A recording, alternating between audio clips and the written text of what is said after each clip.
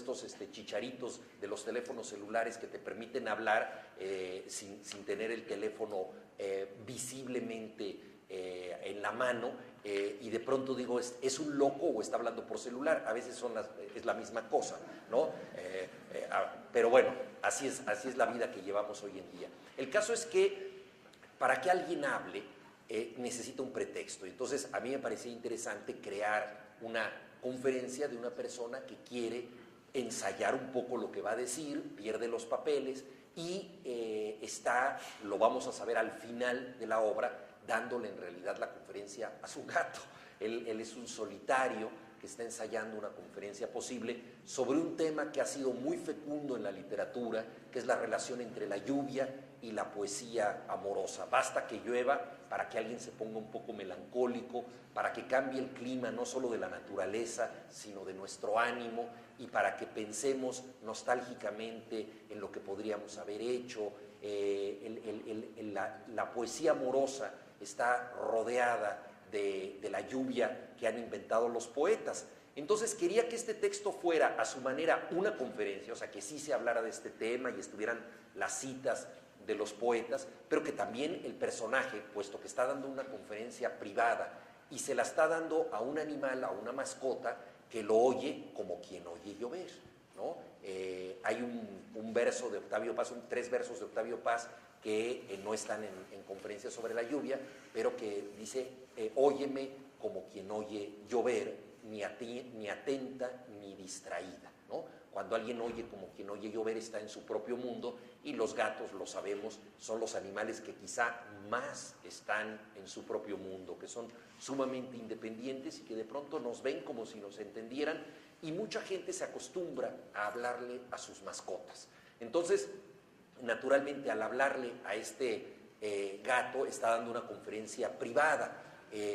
Por eso el personaje empieza como si estuviera en público, se empieza a dirigir a su gato y poco a poco va hablando de algo que él necesita desahogar, que es su propia relación amorosa, que también tiene que ver con la poesía y que también tiene que ver con la lluvia.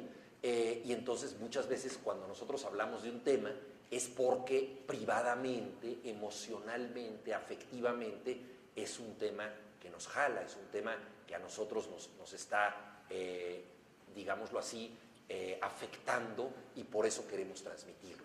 Entonces, esta es la idea en el personaje, que es un bibliotecario, profesión que probablemente se encuentre a punto de desaparecer, como la de telegrafista, por ejemplo, que pues ya es una profesión que fue urgente durante mucho tiempo y que dejó de ser importante, ¿no? Obviamente hoy en día el telegrafista, el código Morse desapareció, y ha habido grandes momentos de la humanidad que dependían del telégrafo, ¿no? El Titanic, que lanza el primer SOS de la historia, ¿no?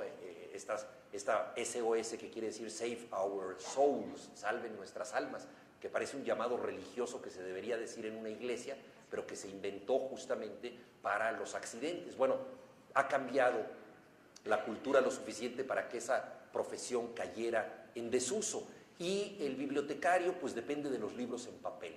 Estamos en un momento interesantísimo de la cultura, un momento que yo creo que no habíamos vivido, me atrevo a decir incluso antes del Renacimiento, antes de la Revolución de Gutenberg, porque como ustedes saben, Gutenberg lo que hizo fue producir el libro en serie. O sea, la imprenta trajo el objeto libro que hoy en día conocemos, pero más importante que el libro en serie fue la invención del libro como tal.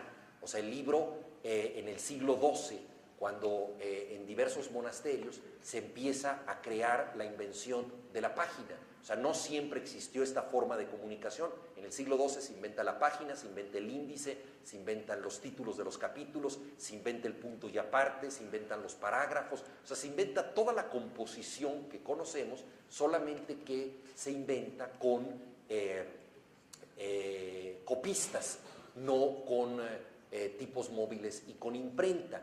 Esto es muy importante porque la lectura hasta el siglo XII fundamentalmente era una actividad colectiva, y se leía en voz alta, ¿no? En las memorias de San Agustín hay un pasaje extraordinario en que San Agustín velera a San Ambrosio y se sorprende de que lea en silencio. En aquella época no se leía en silencio. Entonces la lectura monástica se compartían, ¿verdad?, rollos de papel y se leía en voz alta. Y el cambio a la lectura individual es importantísimo porque individualiza al ser humano. O sea, tú lees uno a uno, estás leyendo solo, no estás discutiendo, no es una cuestión colectiva, piensas por cuenta propia, es totalmente distinta la lectura. Desde el siglo XII hasta nuestros días no había cambiado tanto la lectura como ha cambiado con las plataformas digitales que tenemos, las redes sociales, iPad, las posibilidades de hacer descargas en el libro, con libros electrónicos, etc. No sabemos cuál será el destino del libro en papel, pero es probable que el libro en papel esté amenazado, al menos en parte, como objeto dominante de la comunicación. Se calcula que, por ejemplo, para Estados Unidos el 80% de la lectura va a ser electrónica y solo el 20% se va a seguir haciendo en papel. Entonces también yo quería hacer una obra que hablara de esta figura, el bibliotecario, que es el que ordena una biblioteca, el que clasifica los libros, el que los solicita y el que permite que los libros pasen de mano en mano. En un momento de conferencia sobre la lluvia se dice, mientras haya necesidad de darle de mano en mano un libro a otra persona, mientras el contacto entre los seres humanos todavía sea significativo, vamos a necesitar libros en papel.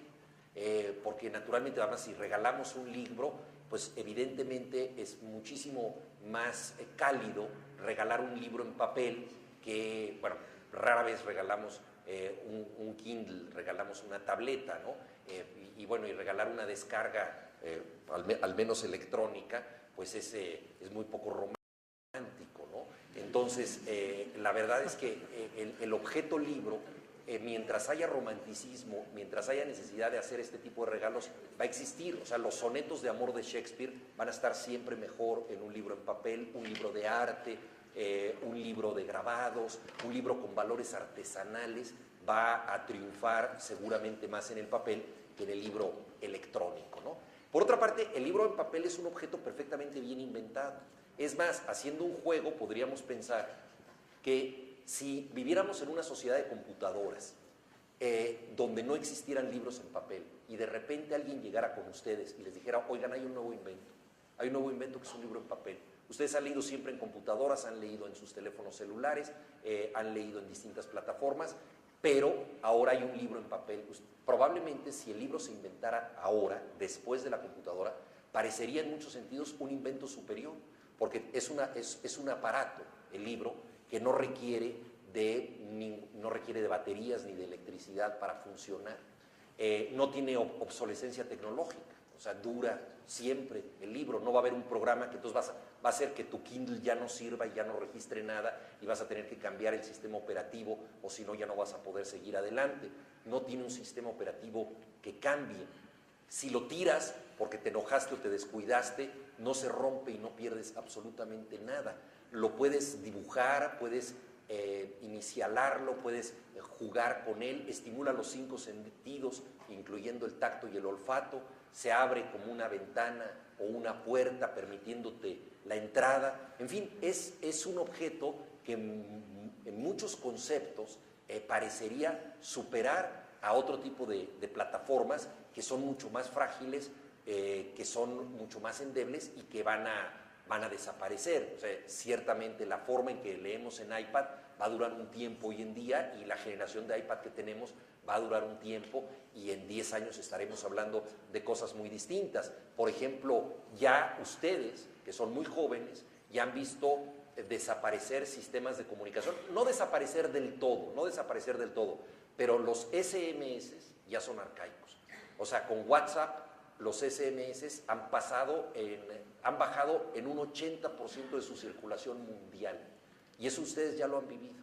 O sea, esa es la velocidad de la tecnología. Entonces, los libros que están desde el siglo XII entre nosotros en el formato en que los conocemos, seguramente, haciendo un juego de palabras bastante burdo, tendrán un papel asegurado, pero van a coexistir con los libros electrónicos, seguramente, con la realidad digital, con otras plataformas de comunicación que nos brindan recursos sumamente útiles.